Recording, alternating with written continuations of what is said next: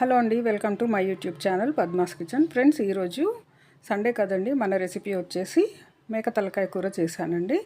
ఇది చపాతీ, జొన్న రొట్టె, రైస్తో కూడా చాలా సూపర్గా ఉంటుంది. అండ్ దీన్ని ఈజీగా టేస్టీగా ఎలా ప్రిపేర్ చేసుకోవాలో ఈ వీడియోలోకి వెళ్ళి చూసేద్దామండి. ముందుగా ఈ తలకాయ కూర ముక్కలన్నింటినీ ఒక బౌల్లోకి తీసుకొని బాగా శుభ్రంగా కడిగేసుకోండి వాటర్ తోటి.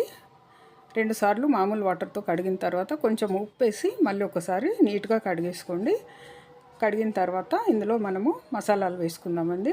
2 స్పూన్ల ఉప్పు, ఒక 4 స్పూన్లు కారం అయితే వేసానండి. ఈ నీచు కూర కదా, కొంచెం ఎక్కువగానే ఉండాలి. 4 టీ స్పూన్లు కారము,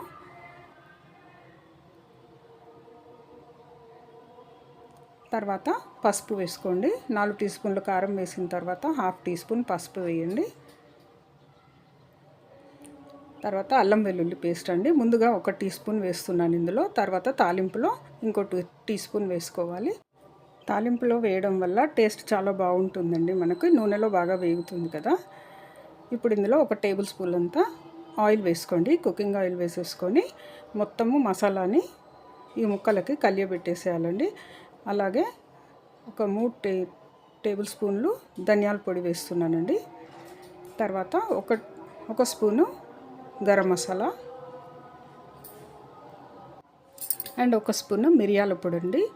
అంటే తలకాయ కూరలో ధనియాల పొడి, మిరియాల పొడి ఎక్కువగా వేసుకోవాలి. ఇది నీచు కూర కాబట్టి గరం మసాలా కూడా యాడ్ చేసుకోవాలండి.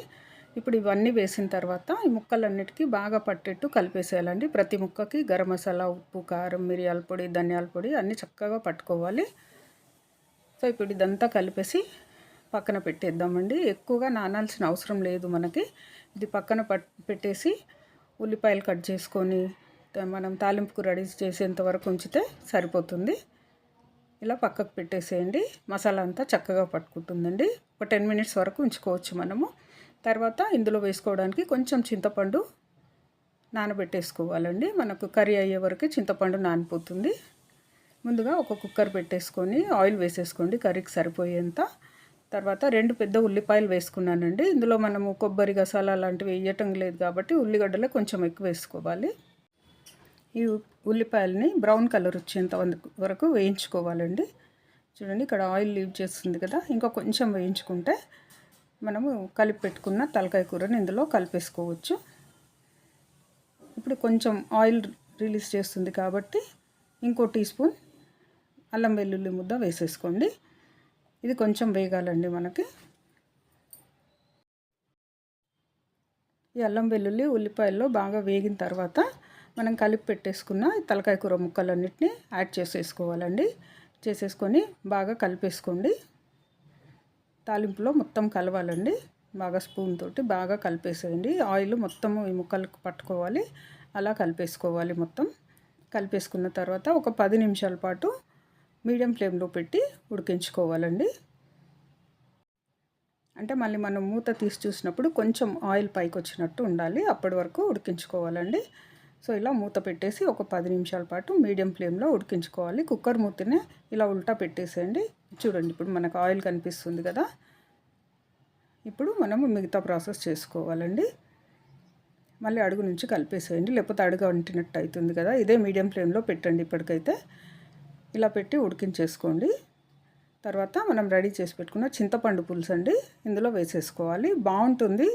చాలామంది బాగోదు అనుకుంటారు. ఈ కర్రీలో చింతపండు పులుసు వేస్తే చాలా టేస్టీగా ఉంటుందండి. తప్పకుండా ఇలా ట్రై చేయండి మీరు అందరూ. సో ఈ చింతపండు పులుసును కూడా బాగా కలిపేసి మూత పెట్టేసి ఒక 5 to 6 విజిల్స్ వచ్చేంత వరకు ఉడికించుకోవాలండి. ఎందుకంటే నేనైతే 6 విజిల్స్ పెడుతున్నాను. ఈ తలకాయ కూర కొంచెం లేతగానే ఉంది. అంటే ముదురు ఉంటే మాత్రం 7 నుంచి 8 విజిల్లు మీ కుక్కర్ని బట్టి పెట్టుకోవాలండి. నేను కొంచెం ఉప్పు కూడా యాడ్ చేస్తున్నాను, సరిపోలేదు. ముందుగానే ఇవన్నీ వేసేసుకొని మనం విజిల్ పెట్టేసుకుంటే కర్రీ కూడా తొందరగా అయిపోతుంది మనకి. నేనైతే కరెక్ట్గా 6 విజిల్లు వచ్చేంత వరకు పెట్టేశానండి.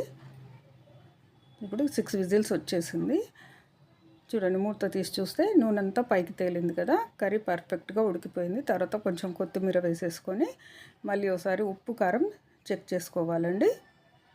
చాలా బాగా కుదిరిందండి కర్రీ అయితే. నేను ఇంకో బౌల్లోకి దీన్ని షిఫ్ట్ చేస్తున్నాను. చూడండి, ఇదండి నేను ప్రిపేర్ చేసిన తలకాయ కూర. ఇది జొన్న రొట్టె, రైస్, చపాతీతో కూడా చాలా సూపర్గా ఉంటుందండి. అంటే ఇది వర్షాకాలం కాబట్టి కొంచెం మిరియాల పొడి కూడా వేసాం కాబట్టి హెల్త్కి కూడా చాలా మంచిది. ఫ్రెండ్స్, ఈ వీడియో కనుక మీకు నచ్చినట్టయితే నాకు లైక్ చేయండి. ఈ వీడియోని మీ ఫ్రెండ్స్ అండ్ రిలేటివ్స్తో షేర్ చేసుకోండి. అండ్ ఇంతవరకు నా ఛానల్ని సబ్స్క్రైబ్ చేసుకునే వాళ్ళు ప్లీజ్ సబ్స్క్రైబ్ చేసుకొని నాకు సపోర్ట్ చేయండి ఫ్రెండ్స్. మళ్ళీ ఇంకో మంచి కుకింగ్ వీడియోతో మీ ముందు ఉంటానండి. అంతవరకు బాయ్.